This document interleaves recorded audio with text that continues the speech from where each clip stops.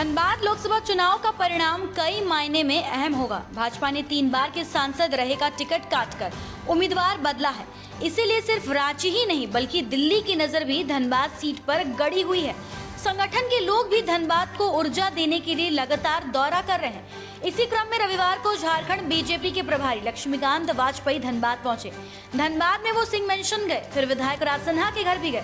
उनके आने का क्या उद्देश्य था, क्यों सिंह मेंशन और राज सिन्हा के घर गए, इसका खुलासा तो नहीं हुआ। उन्होंने कहा कि धनबाद से बीजेपी जीत रही है। उन्होंने ये भी कहा कि भाजपा कार्यकर्ताओं को किसी ऊर्जा की जरूरत नहीं होती, वो खुद जनरेटर होते हैं। धनबाद की स्थिति ये है कि भारतीय जनता पार्टी धनबाद में जीत रही है। झारखंड में 14 की 14 लोकसभा सीट भारतीय जनता पार्टी जीत रही है, पूरी तैयारी है।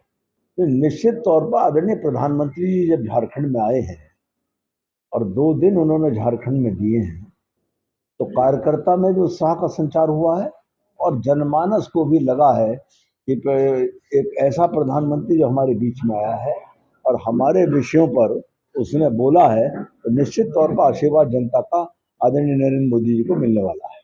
सर एक सवाल होगा क्योंकि कार्यकर्ता अच्छा एक सेकंड, अगर हिंदी जानते हो और पढ़े लिखे हो तो गुप्त और रणनीति ये बताने के लिए नहीं होती। बता एक सेकंड बस, जिस कार्यकर्ता को बताने उस कार्यकर्ता को बताइए। आप आपसे क्या मतलब?